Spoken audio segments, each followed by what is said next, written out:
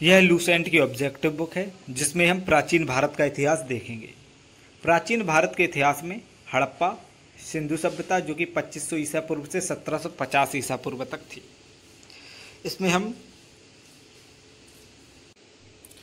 इसमें हम लेवल 5 तक कंप्लीट कर चुके हैं। लेवल 6 देखेंगे। लेवल 6 में है निम्नलिखित में से कौन मोहनजोदड़ो की सबसे बड़ी इमारत मानी जाती है। मोहनजोदड़ो की सबसे बड़ी इमारत कौन सी मानी जाती है? विशाल अन्नागार, धान्य कोठार। मोहनजोदड़ो की सबसे बड़ी इमारत अन्न कोठार है। मोहनजोदड़ो का धान्यागार 45.7 मीटर लंबा 22.86 मीटर चौड़ा था, जो कि वहाँ का सबसे बड़ा भवन था। मोहनजोदड़ो के विशाल स्नानागार की उत्तर से दक्षिण की ओर लंबाई 11.88 मीटर तथा पूरब से पश्चिम की ओर चौड़ाई 7.01 मीटर थी। अगला प्रश्न है आपका, हड़प्पा कालीन लोगों ने नगरों में घरों के विन्यास के लिए कौन सी पद्धति अपनाई थी? घरों के विन्यास के लिए ग्रिड पद्धति को अपनाया था। हड़प्पा कालीन लोगों ने नगरों में घरों के विन्यास के लिए सामान्यतः ग्रिड पद्धति अपनाई थी।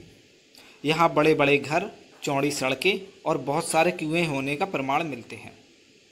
यहाँ जल और मल निकासी के लिए नालियों के होने के प्रमाण भी मिलते हैं। इससे पता चलता है कि यह नगर वर्तमान के नगरों जैसा ही विकसित और भव्य थे। अगला प्रश्न है आपका सूची फर्स्ट को सूची सेकंड से सुमेलित कीजिए। सूची फर्स्ट में दिया गया है प्राचीन स्थल और सूची सेकंड में दिया गया है पुरातात्विक अवशेष। यहाँ पर आपको पूछा गया लोथल जो है, लोथल स्थल से क्या प्राप्त हुआ है? लोथल से आपका क्या प्राप्त हुआ है? लोथल से आपका हो जाएगा गोदीवाड़ा, डेकयार्ड, ठीक है। और कालीबंगा से क्या प्राप्त हुआ है? कालीबंगा से हुए हैं जुता हुआ खेत प्राप्त हुआ है। और धौलावीरा से क्या प्राप्त हुआ है? धौलावीरा से हुआ है हड़प्पाई लिपि के बड़े आकार के 10 चिन्हों वाला एक शिलालेख, ठीक है। और बनवाली से क्या प्राप्त हुआ है? पकी मिट्टी की बनी हुई हल्की आकृति बनवाली से प्राप्त हुआ। तो आपका आंसर कौन सा हो जाएगा? आंसर नंबर दूसरा। ए का दूसरा, बी का पहला, ठीक है। ए का दूसरा, बी का पहला और क्या है? सी का चौथा, ठीक है। इसी प्रकार से है। लोथल के पूर्व भाग में गोदीवाड़ा डॉकयार्ड का साक्ष्य मिला है। यहाँ 214 मीटर इंटू गहराई 3.3 मीटर का है। जुते हुए खेत नक्काशीदार ईंटों के प्रयोग का साक्ष्य कालीबंगन से प्राप्त हुआ है। धौलावीरा से 10 बड़े अक्षरों में लिखा एक सूचना पट्ट का प्रमाण मिला है। बनवाली से हल्की आकृति का खिलौना प्राप्त हुआ है। अगला प्रश्न है आपका, निम्नलिखित पशुओं में से किस एक का हड़प्पा सभ्यता में पाई मोहरों और टेराकोटा कलाकृतियों में निरूपण अंकन नहीं हुआ है? क्वेश्चन है, निम्नलिखित पशुओं में से किस एक का हड़प्पा सभ्यता में पाई मोहरों और टेराकोटा कलाकृतियों में निरूपण अंकन नहीं हुआ था? किस चीज का निरूपण अंकन नहीं हुआ था? शेर का निरूपण नहीं हुआ है।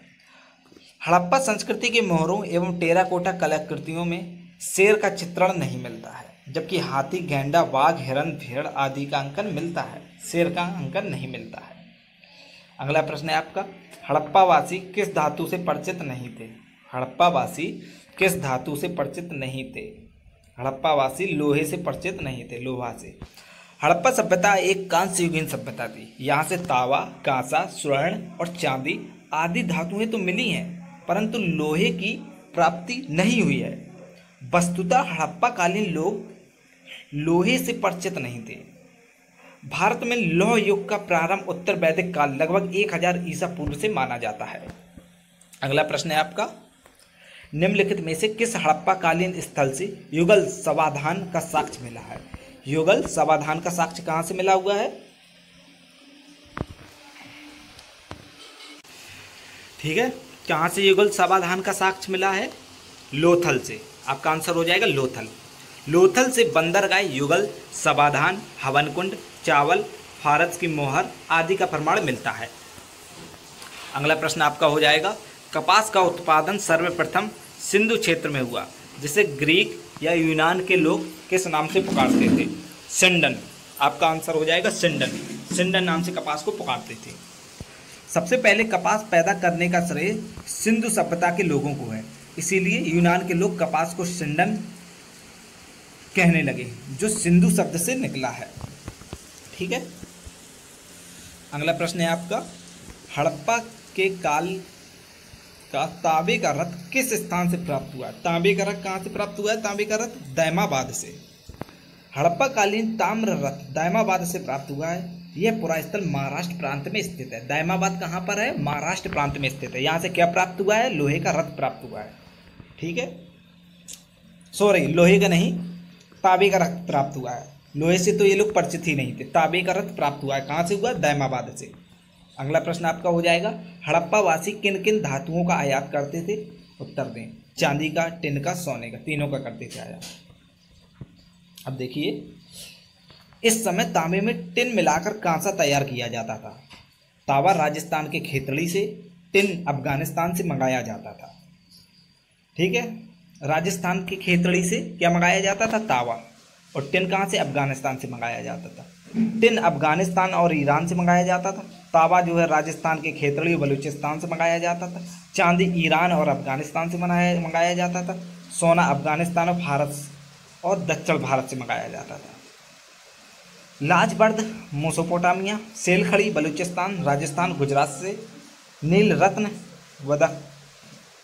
बदख्शा, नीलमणि महाराष्ट्र, हरितमणि दक्षिण एशिया, शंख एवं कोणिया सौराष्ट्र दक्षिण भारत, सीसा ईरान अफगानिस्तान राजस्थान, शिलाजीत हिमालय क्षेत्र। ठीक है, इस प्रकार से। अगला प्रश्न है आपका, हड़प्पा वासी लाजबर्द भवन निर्माण की सामग्री का आयात कहाँ से करते थे? हिंदू कुश क्षेत्र के बदख्शा से प्राप्त करते थे।